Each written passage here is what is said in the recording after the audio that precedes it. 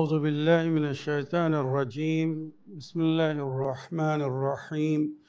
وصلى الله على محمد وعلى آله الطيبين الطاهرين الذين أذهب الله عنهم الرجس وطهرهم تطهيرا. اللهم صل على محمد وآل محمد ولعنة الدائمة الباقية على أعدائهم ومنكر فضائلهم وغاصب حقوقهم أجمعين من يوم عداوتهم إلى قيام يوم الدين. أما بعد يا عباد الله، أوصيكم ونفسي بتقوى الله، فإن التقوى خير الزاد وبها المعاد، وتنفع يوم لا ينفع فيه مال ولا بنون إلا من أتى الله بقلب سليم. وصلى الله على محمد وعلى آله الطيبين الطاهرين. اللهم صل على محمد وآل محمد وعجل فرجهم. আমার প্রিয় দর্শক ও শ্রোতাবৃন্দ, আসসালামু আলাইকুম ওয়া রাহমাতুল্লাহি ওয়া বারাকাতুহু। আপনাদের সকলকে আন্তরিক সালাম ও শুভেচ্ছা জানিয়ে আজকের অনুষ্ঠান ইসলাম ইন বাংলায় আপনাদেরকে স্বাগতম জানাই। আশা করি আপনারা যে যেখানে আছেন ভালো আছেন, কুশল ও মঙ্গলে আছেন, সুখে থাকুন, শান্তিতে থাকুন, সমস্ত প্রকারের দুঃখ কষ্ট থেকে মুক্তিতে থাকুন। আল্লাহ রব্বুল আলামিনের কাছে এই কামনা করি, যারা অসুস্থ আল্লাহ তাদেরকে সুস্থতা দান করুন, যারা ঋণে ভুগছে আল্লাহ তাদেরকে ঋণ মুক্তি করুন। ওইরূপ যাদের জীবনে কোনো প্রকারের অভাব বা অশান্তি আছে আল্লাহ রব্বুল আলামিন তাদের সকলের জীবনে সুখ শান্তি দান করুন ও সকলের মনোকামনা আশাকে পূরণ করুন।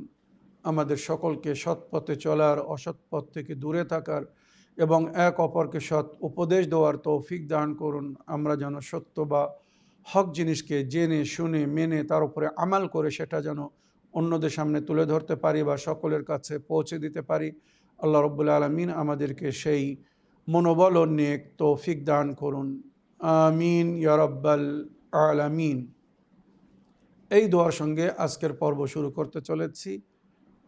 বিনা কোনো ভূমিকায় সরাসরি আপনাদের পাঠানো প্রশ্নের উত্তর দিতে চাই। তাই আসুন দেখি কোথা থেকে কে কী প্রশ্ন করছেন। আগে একটি বা দুটি লিখিত চিঠি পড়ব, তারপরে ইনশাআল্লাহ আপনাদের পাঠানো ভয়েসমেল বা অডিও রেকর্ডিং প্লে করব। আপনাদের ভয়েসমেল শুনে কে কী জানতে চেয়েছেন বা কে কী বলতে চাচ্ছেন সেগুলো শুনে যদি কারোর কোনো প্রশ্ন থাকে তো তার উত্তর দেওয়ার চেষ্টা করব। এখানে এক ভাই নিজের নাম ঠিকানা লিখেননি, উনি শুধু লিখছেন, জনাব মাওলানা সাবির রেজা সাহেব, ঈদের নামাজের কুনুতে আমরা যে দোয়াটি পড়ি এটি সাধারণ কুনুতের চেয়ে তো ভিন্ন। ঈদের দিনের ওই ভিন্ন যে কুনুতটা পড়া হয় এর অর্থ বা ব্যাখ্যা বলবেন। আমরা ঈদের নামাজে ওই বিশেষ কুনুত কেন পড়ি, এই কুনুতের মধ্যে আমরা কি বলি, আপনি এ বিষয়ে একটু বিস্তারিত আলোচনা করবেন। আপনাকে অনেক অনেক ধন্যবাদ জানাই। ওয়ালাইকুম আসসালাম ওয়া রাহমাতুল্লাহি ওয়া বারাকাতুহু। আমার প্রিয় ভাই, আপনার চিঠি লেখার জন্য আপনাকে ধন্যবাদ জানাই। ঈদের নামাজের কুনুতে আমরা যে বিশেষ দোয়া পড়ি ওই দোয়ার অর্থ আপনি জানতে চেয়েছেন। বিসমিল্লাহির রহমানির রহিম। আল্লাহুম্মা আহলিল কিবরিয়া ওয়াল আযামা। হে প্রভু, হে আমার প্রতিপালক আল্লাহ রব্বুল আলামিন, আপনি সমস্ত কিবরিয়া ও মর্যাদার মালিক, সম্মানের মালিক, সমস্ত সম্মান এবং বাড়াই আপনার জন্যে। আল্লাহুম্মা আহলিল কিবরিয়া ওয়াল আযামা ওয়া আহলিল জুদ ওয়াল জাবরুত, এবং সমস্ত প্রকারের ফজল করম, জুদ মানে দান, আল্লাহর তরফ থেকেই আমরা পাই। আর যারা অন্যায় করে, পাপ করে, তাদেরকেও সাজা আল্লাহ দেন। তো জুদ এবং জাবরুত উভয়ের মালিক আপনি। ওয়া আহলাল আফওয়া ওয়ার রাহমা, আমাদেরকে ক্ষমা করার মালিকও আপনি, ক্ষমাশীল আপনি, আর রহমতও আপনার তরফ থেকে, আপনিই আমাদের উপরে রহম করেন। ওয়া আহলাত তাকওয়া ওয়াল মাগফিরা, আর আপনি আমাদের তাকওয়াকে গ্রহণ করেন, যারা আল্লাহর ভয় করে চলে আপনি তাদের সম্মান করেন, তাদেরকে ভালোবাসেন, তাদেরকে পছন্দ করেন। আর যদি আমরা ভুল করে থাকি কোনো কারণে, তো আপনি সেটা আমাদেরকে ক্ষমা করে দেন। এইভাবে প্রথম পর্যায়ে আমরা আল্লাহর প্রশংসা করছি। আল্লাহুম্মা আহলিল কিবরিয়া ওয়াল আযামা ওয়া আহলিল জুদি ওয়াল জাবারুত ওয়া আহলিল আফওয়া ওয়ার রাহমা ওয়া আহলাত তাকওয়া ওয়াল মাগফিরা। এটা বলার পরে এবারে আল্লাহর কাছে আমরা কিছু দাবি করছি, কিছু চাচ্ছি বা কিছু প্রশ্ন করছি। আসআলুকা বিহাক্কি হাযাল ইয়াউমিল্লাযী জাআলতুহু লিল মুসলিমিনা ঈদা, হে আমার প্রতিপালক, আপনার কাছে আমি সওয়াল করছি, প্রশ্ন করছি, চাচ্ছি এই দিনের ওয়াস্তা দিয়ে, যে দিনকে আপনি মুসলমানদের জন্য ঈদের দিন করেছেন, খুশির দিন করেছেন, আনন্দের দিন করেছেন, এই দিনের ওয়াস্তা দিয়ে আপনার কাছে প্রশ্ন করছি, দাবি করছি। কি দাবি করছি? বলে মুহাম্মাদিন সাল্লাল্লাহু আলাইহি ওয়া আলিহি ওয়াসাল্লাম যখরান ওয়া শারফান ওয়া কিরামাতান ওয়া মাজিদা, আপনি যে নবী করিম সাল্লাল্লাহু আলাইহি ওয়াসাল্লাম এবং আলে নবী আলাইহিস সালামকে, নবী এবং আলে নবীকে, মোহাম্মদ ও আলে মোহাম্মদকে সম্মান দান করেছেন, শান্তি দান করেছেন, সমস্ত ফজিলাত দিয়েছেন, কেরামাত দিয়েছেন, এই সমস্ত জিনিসকে ওসিলা করছি আপনার দরবারে, আহলে বাইতকে ওসিলা করে দাবি করছি। আনতুসাল্লি আলা মুহাম্মদ ওয়া আলে মুহাম্মদ, আপনি নিজের দরুদ ও সালাম ও রহমতের বর্ষণ করুন মোহাম্মদ ও আলে মোহাম্মদ আলাইহিস সালামের উপরে। ওয়ান তুদখিলানি ফি কুল্লি খাইরিন আদখালতা ফিহি মুহাম্মাদান ওয়া আলে মুহাম্মদ, আর আমাকে ওই সমস্ত নেকির মধ্যে, মঙ্গলের মধ্যে, ভালোর মধ্যে প্রবেশ করুন যার মধ্যে আপনি মোহাম্মদ ও আলে মোহাম্মদকে প্রবেশ করেছেন বা রেখেছেন। আমাকে ওই সমস্ত নেকির মধ্যে প্রবেশ করুন বা ওই সমস্ত নেকির তৌফিক দান করুন যে নেকির মধ্যে মোহাম্মদ ও আলে মোহাম্মদ আলাইহিস সালামকে রেখেছেন। ওয়া আন তুখরিজানি মিন কুল্লি সুইন আখরাজতু মিনহু মুহাম্মাদান ওয়া আলে মুহাম্মদ, আর ওই সমস্ত জঘন্যতা থেকে, পাপ থেকে, অন্যায় থেকে আমাকে দূরে রাখুন যেখান থেকে আপনি নবী ও আলে নবীকে, মোহাম্মদ ও আলে মোহাম্মদকে দূরে রেখেছেন। এই দোয়া কিন্তু একটা প্রমাণ যে আমরা নবী ও আলে নবীর সঙ্গে হতে চাই, সাথী হতে চাই। যেখানে ওনারা থাকবেন আমরা সেখানে থাকতে চাই, যেখান থেকে ওনারা দূরে আছেন আমরাও সেখান থেকে দূরে থাকতে চাই। আহলে বাইতের সম্পর্কে কোরআন বলছে, ইন্নামা ইউরিদুল্লাহু লিইয়ুযহিবা আনকুম রিজসা আহলিল বাইত ওয়া ইউতাহহিরাকুম তাতহীরা।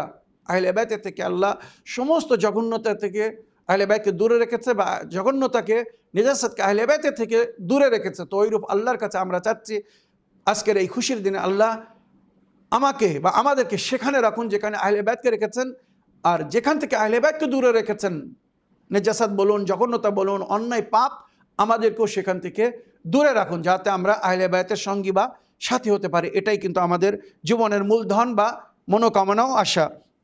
ওয়ান তুখরিজানি মিন কুল্লি সুইন আখরাজতু মিনহু মুহাম্মাদ ওয়া আলি মুহাম্মদ সাল্লাল্লাহু আলাইহি ওয়া আলাইহিম আজমাইন। আল্লাহ রাব্বুল আলামিন আপনার দরুদ ও সালাম তাদের সকলের উপরে।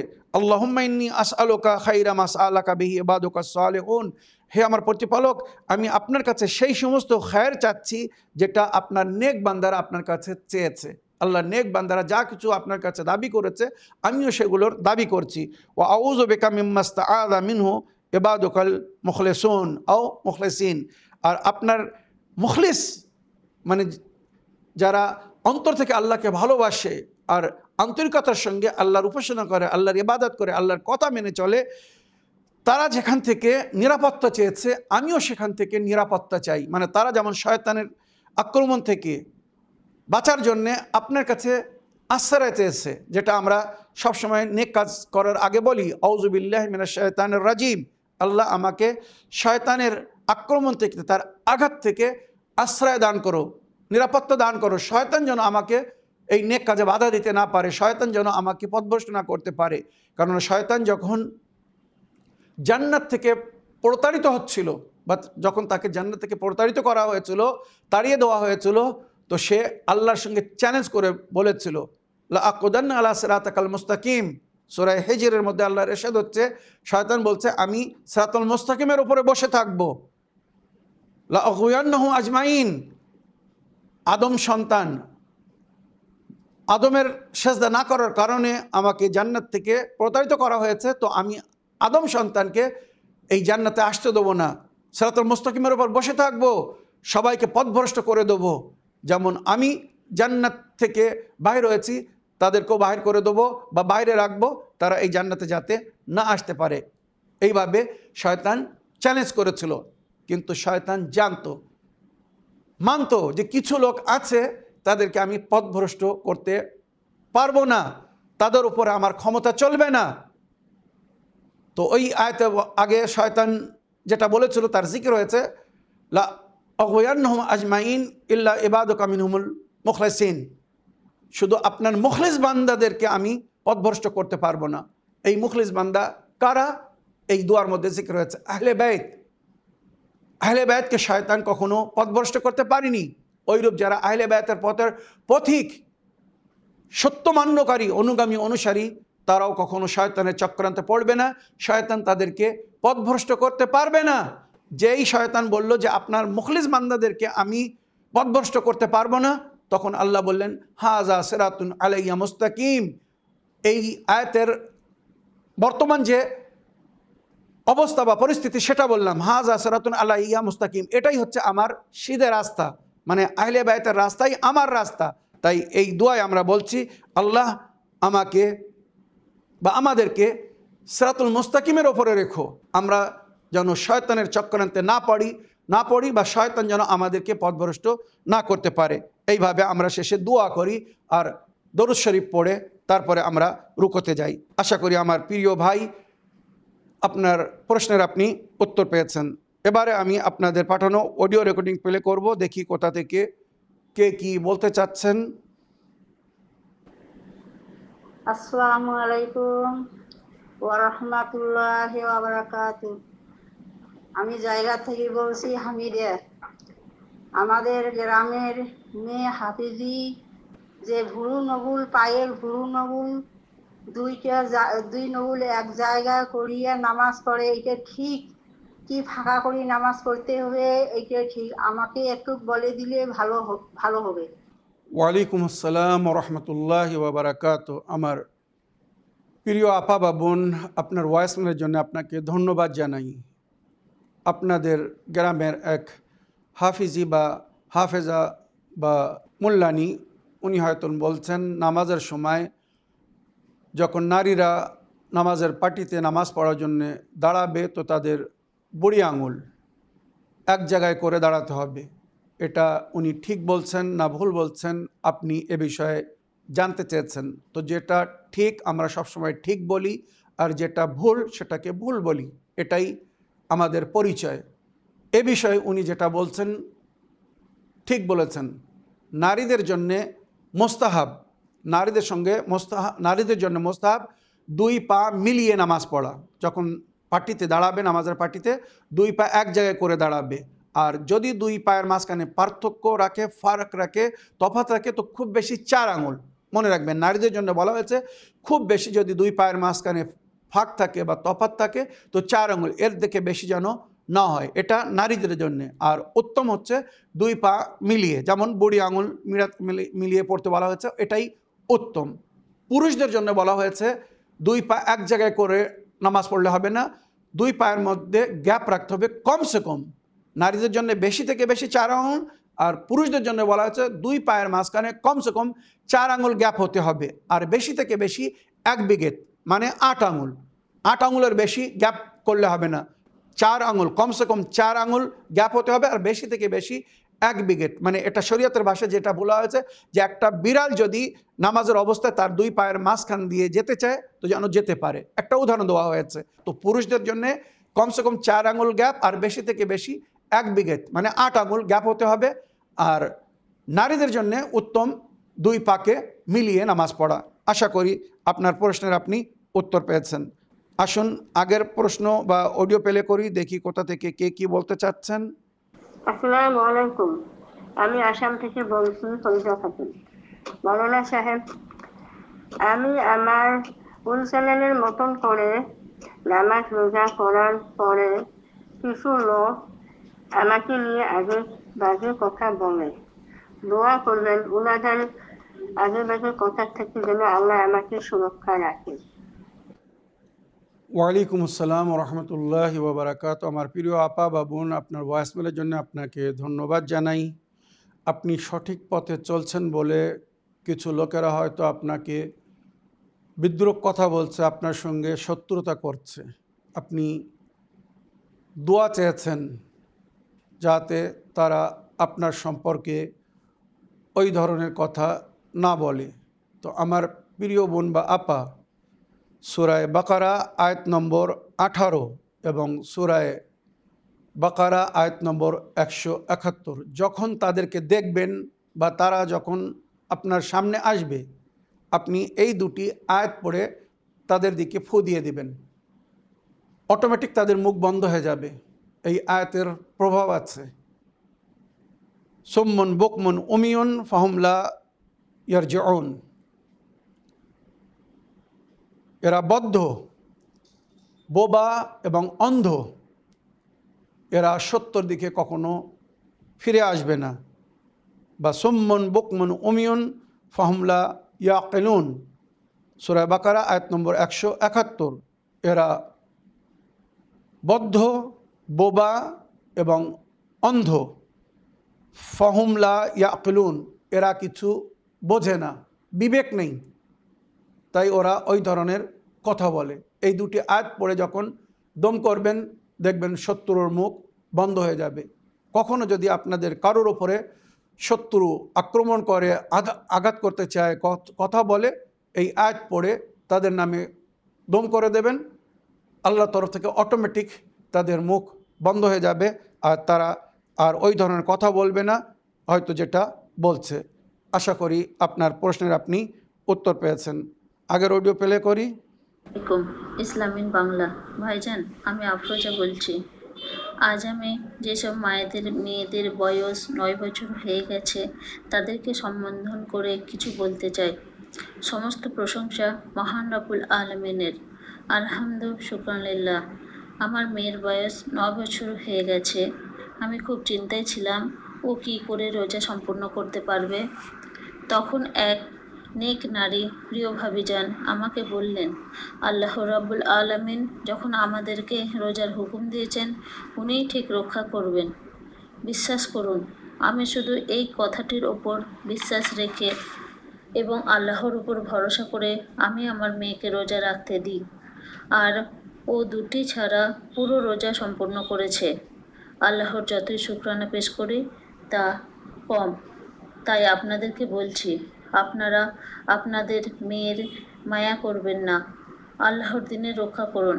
আমি সবসময় আল্লাহর কাছে এটাই বলতাম, হে মহান রব্বুল আলামিন, আমি আপনার দিনের হেফাজত করছি আর আপনি আমার মেয়ের হেফাজত করুন। কেননা আমরা আমাদের ছেলে মেয়েদের যতটা ভালোবাসি তার থেকে অনেক গুণ বেশি মহান রব্বুল আলামিন তার বান্দাদের ভালোবাসেন। তাই আল্লাহর উপর ভরসা রাখুন এবং ছেলে মেয়েদের রোজা রাখতে দিন। রোজা সম্পূর্ণ হওয়ার পর মনের মধ্যে যে আনন্দ তা ভাষায় বলা যাবে না। সেই আনন্দের একটু অংশ আপনাদের কাছে প্রকাশ করলাম। ভুল ত্রুটি ক্ষমা করবেন। খুদা হাফিজ, ফি আমানিল্লাহ। ওয়ালাইকুম আসসালাম রহমতুল্লাহি ওবরাকাত।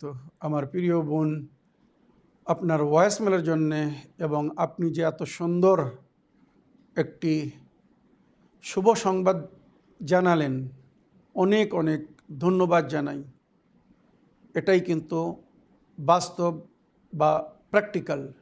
অনেক অনেক সময় আমরা সন্তানের মায় যে এখন ছোট মানুষ, রোজা থাকলে কষ্ট পাবে, পড়াশোনায় ডিস্টার্ব হবে, কিন্তু যদি তার উপরে রোজা ফরজ হয়ে থাকে, মনে করুন মেয়ের বয়স 9 বছর প্লাস, 9 বছর পুরো হয়ে গেছে, ছেলের বয়স 15 প্লাস, 15 বছর হয়ে গেছে, তাদের উপরে শরীয়তের আহকাম লাগু হয়েছে, নামাজ পড়তে হবে, রোজা রাখতে হবে।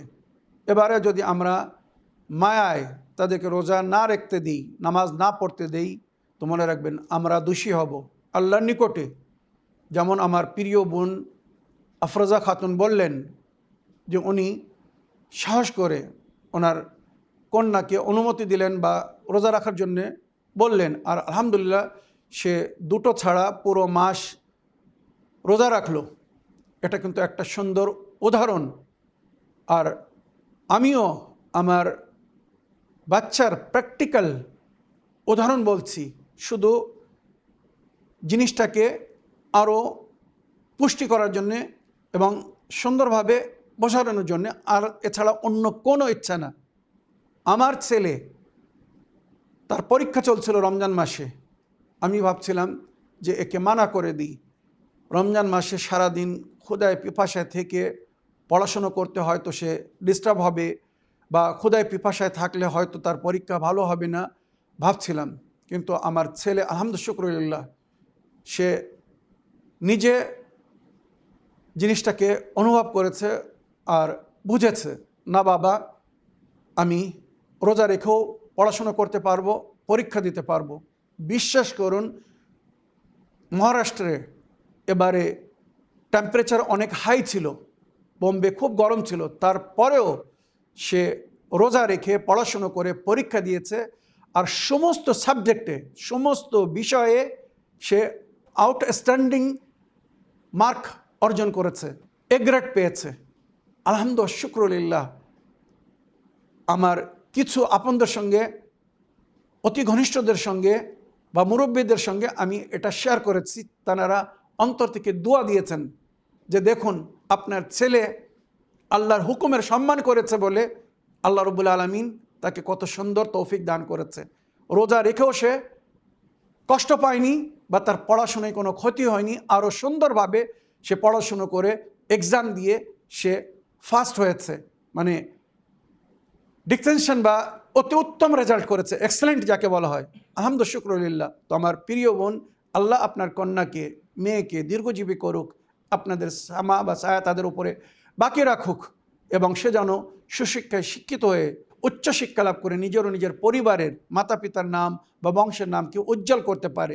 আপনার কন্যা হয়তো অনেকের সন্তানদের জন্যে উদাহরণ হবে ইনশাআল্লাহ, যারা মায়ায় মহব্বতে নিজের সাবালক বাচ্চাদেরকে, বালিক বাচ্চাদেরকে বা বাচ্চাদেরকে, ছেলে বা মেয়েদেরকে রোজা রাখতে দেয় না বা নামাজ পড়তে দেয় না। আশা করি এটা তাদের জন্য একটা সুন্দর উদাহরণ হবে। আপনারা শরিয়ত বিরোধী কাজ করবেন না, মায়ায় মহব্বতে আল্লাহর হুকুমের বিরোধিতা করার অনুমতি দিবেন না বা করতে বলবেন না। আগে আল্লাহ পরে বান্দা। ওই জন্য শরিয়তে বলা হয়েছে যেখানে মাতা পিতার সম্মান, মাতা পিতার হুকুম মানা শরিয়তে ফরজ।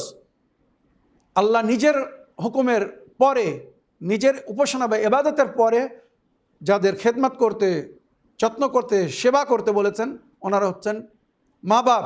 মা বাপের কথাকে যদি কেউ অমান্য করে তো আল্লাহ তাকে পছন্দ করে না। তারপরেও শরিয়তে বলা হয়েছে মাতা পিতা যদি শরিয়ত বিরোধী কোনো হুকুম দেন, আল্লাহ বিরোধী হুকুম দেন, নামাজ পড়তে মানা করেন, রোজা রাখতে মানা করেন, আর সন্তান যদি নামাজ পড়তে সক্ষম হয়, রোজা রাখতে সক্ষম হয়, তো তাকে নামাজ পড়তে হবে, রোজা রাখতে হবে। আল্লাহর হুকুমের আগে মা বাপের হুকুম না। কোনো বিষয় মনে রাখবেন, যদি কোনো ভালো কাজ, নেক কাজ করতে মা বাপ মানা করে, আপনারা এখানে মা বাপের ইতাত ওয়াজিব না। তবে হ্যাঁ, মুস্তাহাব কাজ যেগুলো না করলে কোনো পাপ নেই, গুনাহ নেই, এক্ষেত্রে যদি মা বাপ মানা করেন, যেমন রজব মাসের রোজা, শাবান মাসের রোজা, হয়তো গরমকাল, অনেক কাজের চাপ, পড়াশোনার চাপ আছে, তো নফল রোজার সময় যদি মা বাপ মানা করেন, ওখানে ছেলেদেরকে মা বাপের কথা মানতে হবে। কিন্তু ফরজ রোজার সময়, রমজান মাসে যদি মা বাপ মায়ায় দয়ায় মানা করে নিজের সন্তানকে যে রোজা রেখো না, যার উপরে রোজা ফরজ হয়ে গেছে, সন্তান সেটা শুনবে না বা সেটা মানা সন্তানের উপরে ফরজ না। আমার প্রিয় বোন, আপনার কন্যাকে আমি অভিনন্দন জানাই, মোবারকবাদ জানাই। ইনশাআল্লাহ ওই যে নেকি করেছে ওর জন্য সে সওয়াব পাবে এবং ওর সঙ্গে আপনারাও সওয়াব পাবেন, কেননা নেকিতে আপনারা নিজের কন্যার সহযোগিতা করেছেন। আশা করি অন্যরাও এইভাবে নিজের সন্তানদের, বাল বাচ্চাদের নেকিতে সহযোগিতা করবেন। আসুন এবারে একটা অডিও প্লে করার আগে একটি লিখিত চিঠি পড়ব, তারপরে ইনশাআল্লাহ পুনরায় কিছু অডিও আছে সেগুলো প্লে করব। ইসলাম ইন বাংলা। কেবলা, সালামুন আলাইকুম। প্রশ্নটি আমার নিজস্ব নয়, তবে অন্যজনের পক্ষ থেকে করছি, আশা করি উত্তর দিবেন। আমাদের গ্রামে এক দুরাচারী ব্যক্তি গৃহপালিত পশুর সঙ্গে অশ্লীল কর্মে লিপ্ত হয় এবং সেটা ধরাও পড়ে, এমতো অবস্থায় সেই দুরাচারী ব্যক্তি ও গৃহপালিত পশুর উপর ইসলামী হুকুম কি? সে পশুর গোশত মানে মাংস খাওয়া বা বিক্রি করে মূল্য নেওয়া কি বৈধ হবে? অনুগ্রহপূর্বক বিস্তারিত বুঝিয়ে বলবেন। আলী মেহেদী নূর, ঢাকা। ওয়ালাইকুম আসসালাম রহমতুল্লাহি ওয়া বারাকাতুহু। আমার প্রিয় ভাই আলী মেহেদী নূর, আপনার চিঠি লেখার জন্য আপনাকে অসংখ্য ধন্যবাদ জানাই। আপনি একটি সুন্দর বিষয় জানার জন্য চিঠি লিখেছেন। আপনার গ্রামে একজন দুরাচারী ব্যক্তি সে কোনো পালিত পশুর সঙ্গে দুষ্কর্ম করেছে। ওই পশুর হুকুম কি আর ওই ব্যক্তির হুকুম কি শরিয়াতে? আপনি জানতে চেয়েছেন ওই পশুর মাংস খাওয়া যাবে কি না বা ওটাকে বিক্রি করে পয়সা নেওয়া যাবে কি না। তো এ বিষয়ে উম্মাতে মুসলিমার সমস্ত মুফতিগণরা একই কথা বলেছেন, আর সেটা হচ্ছে যে সমস্ত পশু পাখি আমরা হালাল বা বৈধ মনে করে খাই বা যেটা শরিয়াতে হালাল করা হয়েছে, বৈধ করা হয়েছে, ওই পশু পাখি তিনটি কারণে হারাম হয়ে যায়। তার মাংস না খাওয়া যাবে, না অন্যকে খাওয়ানো যাবে। মনে রাখবেন, পরিষ্কার বলছি, হালাল প্রাণী বৈধ, কিন্তু তিনটি কারণে এটা অবৈধ হয়ে যায় বা নাজায়েজ বা হারাম হয়ে যায়। এক, ওই হালাল প্রাণী যদি সঠিক ইসলামিক পদ্ধতির মাধ্যমে জবাই না করা হয়, যাকে তাজকিয়া বলা হয়, ছাগল, ভেড়া, দুম্বা, হাঁস, মুরগি ইত্যাদি যদি সঠিকভাবে ইসলামিক পদ্ধতিকে ফলো করে ওটাকে জবাই না করা হয়, এমনি ধরে কেটে দিল, এটা কিন্তু শরিয়াতে হারাম। ওই প্রাণীর মাংস খাওয়া যাবে না যেটাকে শরীয়ত অনুযায়ী জবাই করা হয়নি। এক। দ্বিতীয়, ওই প্রাণী সবসময় নেজাসাত খাচ্ছিল, হারাম খাচ্ছিল, নাজিস খাচ্ছিল। তো শরিয়তে বলা হয়েছে ওই প্রাণীকে জবাই করার আগে ইস্তেবরা করতে হবে। ইস্তেবরা মানে কমসে কম 3 দিন তাকে সমস্ত প্রকারের নেজাসাত, হারাম খাদ্য থেকে দূরে রাখতে হবে, তারপরে তাকে জবাই করতে হবে বা সেটাকে জবাই করা যাবে বা তার মাংস খাওয়া যাবে। কমসে কম 3 দিন, যত বেশি রাখা যাবে তত মঙ্গল। কেননা নেজাসাত বা হারামের মাধ্যমে যদি শরীরে মাংস তৈরি হয়ে থাকে, তো জানেন তার একটা ভুল প্রভাব পড়বে ওই ব্যক্তির ওপরে যে ওই মাংস খাবে। তাই শরীয়তে কমসে কম 3 দিনের ইস্তেবরা করতে বলা হয়েছে, তারপরে তাকে জবাই করতে বলা হয়েছে। অনেক জায়গায় 7 দিনেরও লেখা হয়েছে, অনেক জায়গায় 10 দিনেরও লেখা হয়েছে, আবার অনেক জায়গায় 40 দিনেরও লেখা হয়েছে। তো কমসে কম পিরিয়ড হচ্ছে 3 দিন, আর বেশি থেকে বেশি 40 দিন বা যত দিন রাখা যাবে ভালো। আর এই পিরিয়ডে তাকে হালাল পানাহার দিতে হবে, বৈধ পানাহার দিতে হবে, যাতে আস্তে আস্তে ওই হালাল পানাহারের প্রভাব তার মাংসের উপরে, শরীরের উপরে পড়ে। তো যে প্রাণী বা পশু নাজিস বা হারাম খায়, জবাই করার আগে তার ইস্তেবরা যদি না করা হয়, তো ওই প্রাণীর মাংস শরিয়াতে হারাম। মনে রাখবেন, পরিষ্কার বলছি, নিজেও খাওয়া যাবে না, অন্যকেও খাওয়ানো যাবে না। দুটো শুনলেন। এবারে তৃতীয় হচ্ছে, যদি কোনো প্রাণীর সঙ্গে দুষ্কর্ম করা হয়, একে শরিয়াতের ভাষায় বলা হয় ওয়াতি বিল হায়ওয়ান। জানোয়ারের সঙ্গে, পশু পাখির সঙ্গে যদি কোনো মানুষ দুষ্কর্ম করে, তার ধর্ষণ করে, জেনা করে, তো শরিয়াতে বলা হয়েছে ওই প্রাণী চিরস্থায়ী রূপে অবৈধ বা হারাম হয়ে যাবে। ওই ছাগল, গরু, ভেড়া, দুম্বা ইত্যাদি ওটা আর কখনো খাওয়া যাবে না, কাউকে খাওয়ানো যাবে না। তো শরিয়াতে এর জন্য বলা হয়েছে ওই প্রাণীকে তোমরা দূরে মরুভূমি, জঙ্গলে কোথাও ছেড়ে আসো, নিজের জীবন যাপন করুক, বা অন্য হিংস্র পশু প্রাণী যদি তাকে খেয়ে ফেলে কোনো অসুবিধা নেই, এর জন্য কোনো দোষী হবে না, গুনাহগার হবে না। তো মনে রাখবেন আমার প্রিয় ভাই আলী মেহেদী নূর, আশা করি আপনার প্রশ্নের উত্তর পেয়েছেন। ওই প্রাণীর মাংস নিজেও খাওয়া যাবে না, অন্যকেও খাওয়ানো যাবে না। আর ওটা বিক্রিও করা যাবে না, ওর পয়সা কিন্তু হারাম হয়ে যাবে। কেননা হারাম জিনিস বিক্রি করে যেটা সঞ্চয় হবে সেটাও কিন্তু শরিয়াতে হারাম বলা হয়েছে। যে সমস্ত হারাম প্রাণী, কুকুর, শুকর ইত্যাদি, ওটা তো অটোমেটিক হারামই হারাম, কিন্তু হালাল প্রাণী 3টি ক্ষেত্রে হারাম হয়ে যায়। শরিয়াতে সঠিকভাবে যদি জবাই না করা হয়, ওই প্রাণী যদি সবসময় নাজিস বা হারাম খেতে থাকে, আর তৃতীয় ওই প্রাণীর সঙ্গে যদি দুষ্কর্ম করা হয় তো ওটা চিরস্থায়ী রূপে হারাম হয়ে যাবে। পশু পাখির সঙ্গে যদি কেউ দুষ্কর্ম করে, মুফতিদের মধ্যে একটু মতভেদ হয়েছে। কিছুরা বলছে ওই ব্যক্তি যদি তওবা করে তো হয়তো আল্লাহ ওকে ক্ষমা করে দেবে, ওকে চাবুক মারার দরকার নেই। আবার কিছুরা বলেছে 10টি চাবুক মারলে বা 3টি চাবুক মারলে, কেউ বলেছে 7টি চাবুক মারলে সে ক্ষমা পেয়ে যাবে। সে যদি ভুল স্বীকার করে, আল্লাহর কাছে তওবা করে, তো তার গুনাহ মাফ হয়ে যাবে। এইভাবে বিভিন্ন প্রকারের কথা বলা হয়েছে। তো মানে 2টি মত এখানে এসেছে।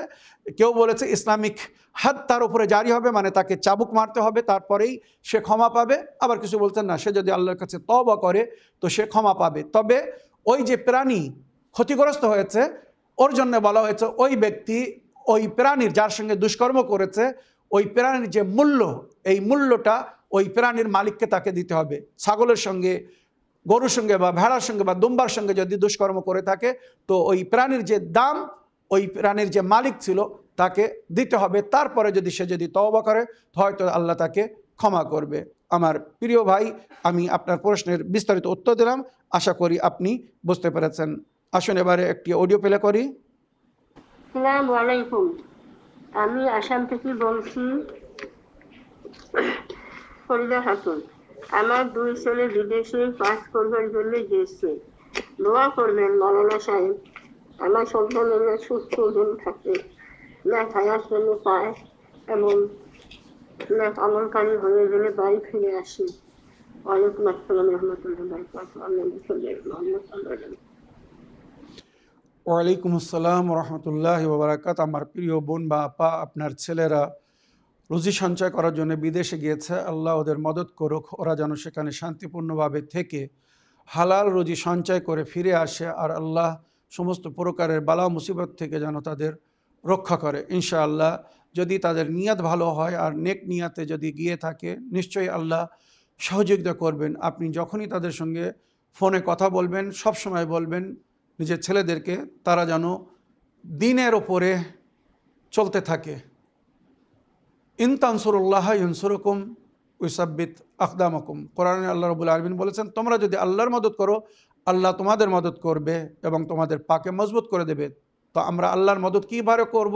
নবী এ বিষয়ে বলেছেন, আল্লাহর হুকুমকে পালন করে, আল্লাহর হুকুমকে মেনে, আল্লাহ যেভাবে যখন যে হুকুম দিয়েছে সেটাকে যদি তোমরা পালন করো, তার মানে তোমরা আল্লাহর দ্বীনের মদদ করছো।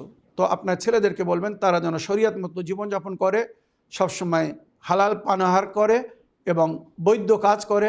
ইনশাআল্লাহ হালাল রুজিতে আল্লাহ বরকত দান করবেন। তারা সুন্দর রুজি সঞ্চয় করে আশা করি দেশে ঘরে একদিন ফিরে আসবে, এত পয়সা নিয়ে আসবে আর হয়তো বিদেশে যাওয়ার প্রয়োজন হবে না। এসে ঘর বাড়ি বেঁধে বিয়ে শাদী করে হয়তো আপনাদের খেয়াল রাখবে, মাতা পিতার সেবা করবে। আল্লাহ যেন তাদেরকে সেই তৌফিক দান করে। আগের অডিও নিই।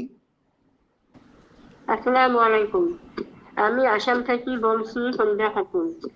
গত 3 মাস থেকে আমার বেমার, দোয়া করবেন আমি অতি তাড়াতাড়ি যেন সুস্থ হই। ওয়ালাইকুম আসসালাম রহমতুল্লাহি ওবরাকাতুহ। আমার প্রিয় বোন, আল্লাহ রাব্বুল আলামিন আপনাকে পরিপূর্ণ সুস্থতা দান করুন। বিমারে কারবালা ইমামে জাইনুল আবদিন আলাইহিস সালামের সাদকায় বা ওসিলায় ইমামে হাসান হোসাইন হাসনাইন করিমাইনের সাদকায় আপনাকে পরিপূর্ণ সুস্থতা দান করুন। কেউ অসুস্থ হলে শুনলে আমাদেরকে বলা হয়েছে এই আয়াত পড়ে তার জন্যে দোয়া করো। আম্মা ইউজিবুল মুস্তাররা ইযা দাআহু ওয়া ইয়াকশিফুস সু। এই আয়াতটি 5 বার পড়ে যদি কারোর জন্য দোয়া করা হয় তো আল্লাহ তাকে সুস্থতা দান করেন, বা কোনো সমস্যার জন্য যদি দোয়া করা হয় তো সমস্যার সমাধান হয়ে যায়। আশা করি আমি আপনার জন্য আল্লাহর কাছে দোয়া করলাম, বা আমার দর্শকবৃন্দরা আশা করি আপনার জন্য দোয়া করবেন। আপনি খুব শীঘ্রই সুস্থ হয়ে যাবেন বা আরোগ্য হয়ে যাবেন। আগের শেষ অডিও প্লে করি, দেখি কোথা থেকে কে কি বলতে চাচ্ছেন। আসসালামু আলাইকুম। আমি আসাম থেকে বলছি। আমি উজ্জ্বলের দেখে উপকৃত হয়েছি। আপনি আমাদের পরিবারের জন্য দোয়া করবেন। ওয়ালাইকুম আসসালাম রহমতুল্লাহি ওয়া বারাকাতুহু। আমার প্রিয় বোন বা আপা, পুনরায় আবার ওয়াইসমেল করার জন্য আপনাকে ধন্যবাদ জানাই। আমাদের অনুষ্ঠান দেখে আপনি উপকৃত হয়েছেন, লাভবান হচ্ছেন, যেগুলো দেখছেন শুনছেন তার উপরে আমাল করার চেষ্টা করছেন। আল্লাহ রাব্বুল আলামিন আপনাকে নেক হায়াত ও নেক হেদায়েত দান করুন। আপনার মতো আমাদের অনেক দর্শকবৃন্দরা যারা কখনো অন্ধকারে পড়েছিল, ভুলের মধ্যে পড়েছিল, সঠিক জিনিস যখন সূত্র সমেত, যেটা আমি সবসময় কোরআন ও অথেন্টিক রওয়ায়াত বা হাদিস থেকে বলছি, সেগুলো শোনার পরে তারা আমাল করে যখন শান্তি পাচ্ছে, একটি আন্তরিক শান্তির ফিল করছে, তাদের মনে হচ্ছে যে হ্যাঁ, এবারে আমরা সঠিক কাজ করছি, সেই পথের পথিক হয়েছি, সেইভাবে দিনের উপরে চলছি যেভাবে আল্লাহ রসুল আমাদেরকে চলতে বলেছেন। যখন এই শান্তির অনুভব করছে, তারা অন্তর থেকে আমাদের জন্য দোয়া করছেন। মনে রাখবেন, আল্লাহ যদি কারোর হেদায়েত করতে চায়, সেই হেদায়েত পাবে।